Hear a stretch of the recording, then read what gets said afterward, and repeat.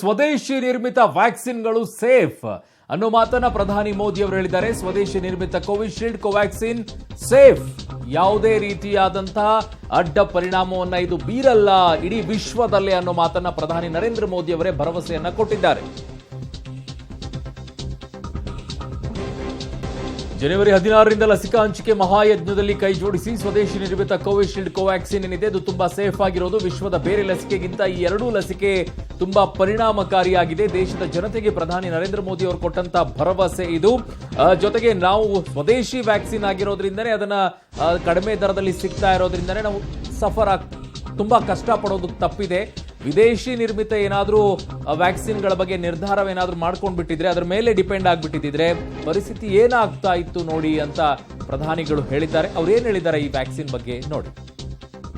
और देश की जनता को निरंतर हम लगातार जागरूक भी करते रहे और आज इसी का परिणाम है कि भारत में कोरोना का संक्रमण वैसा नहीं है और न ही वैसा फैला है जैसा दुनिया के अन्य देशों में हमने देखा है.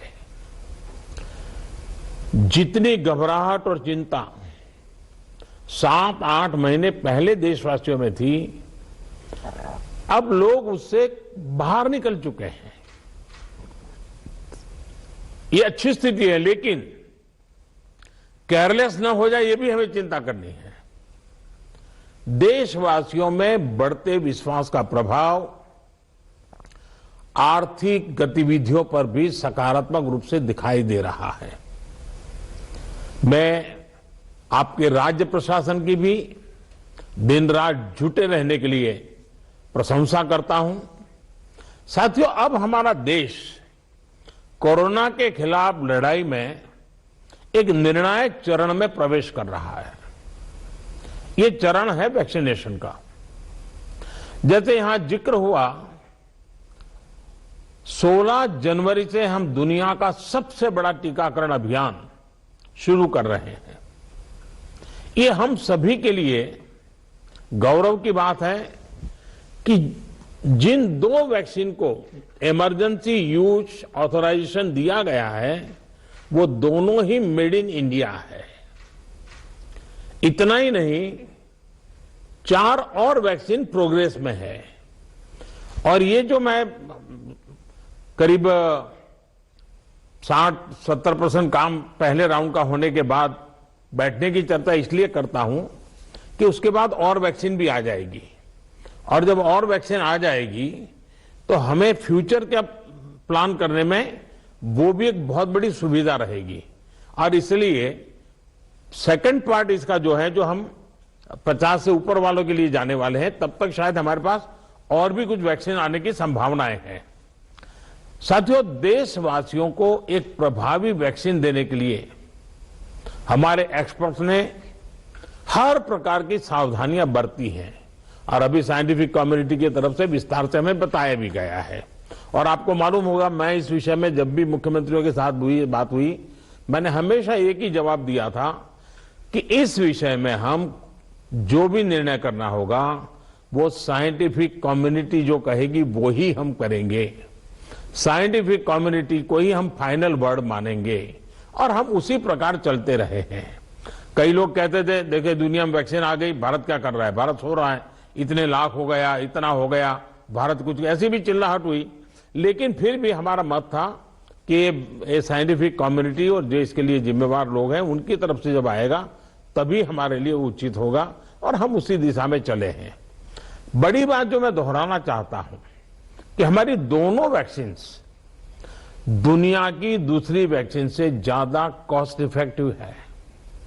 हम कल्पना कर सकते हैं, अगर भारत को कोरोना टीकाकरण के लिए विदेशी वैक्सीन पर पूरी तरह निर्भर रहना पड़ता तो हमारे क्या हालत होते, कितनी बड़ी मुश्किल होती, हम उसका अंदाज लगा सकते हैं.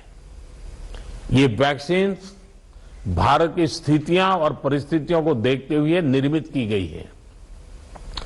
भारत के टीकाकरण का जो अनुभव है, जो दूर सुदूर क्षेत्रों तक पहुंचने की व्यवस्थाएं हैं, वो कोरोना वैक्सीनेशन कार्यक्रम में बहुत उपयोगी सिद्ध होने वाली है. साथियों, आप सभी राज्यों के साथ सलाह मशवरा करके ही ये तय किया गया है कि टीकाकरण अभियान की शुरुआत में किसे प्राथमिकता दी जाएगी। हमारी कोशिश सबसे पहले उन लोगों तक कोरोना वैक्सीन पहुंचाने की है जो देशवासियों की स्वास्थ्य सुरक्षा में जुटे हुए हैं, जो हमारे हेल्थ वर्कर्स हैं, सरकारी हो या प्राइवेट, पहले उनको टीका लगाया जाएगा। हमारे जो सफाई कर्मचारी हैं, दूसरे फ्रंटलाइन वर्कर्स हैं, सैन्य बल है, पुलिस और केंद्रीय बल है, होमगार्ड है, डिजास्टर मैनेजमेंट वॉलेंटियर समेत तमाम सिविल डिफेंस के जवान हैं, कंटेनमेंट और सर्वेलेंस से जुड़े रेवेन्यू कर्मचारी हैं, ऐसे साथियों को भी पहले चरणों में टीका लगाया जा रहा है। देश के अलग अलग राज्यों के हेल्थ वर्कर्स, फ्रंटलाइन वर्कर्स की संख्या देखें तो एक करीब 3 करोड़ होती है।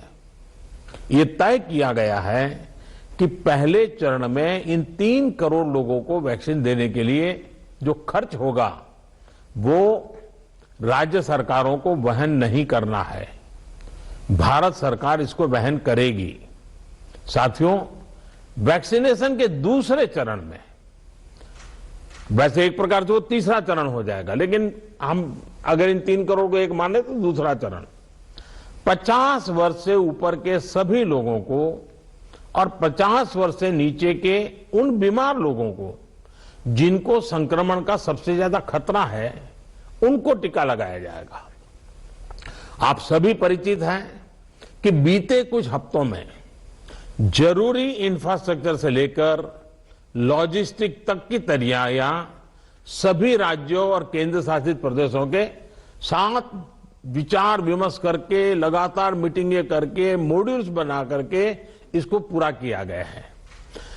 देश के लगभग हर जिले में ड्राई रन्स भी पूरे हो चुके हैं।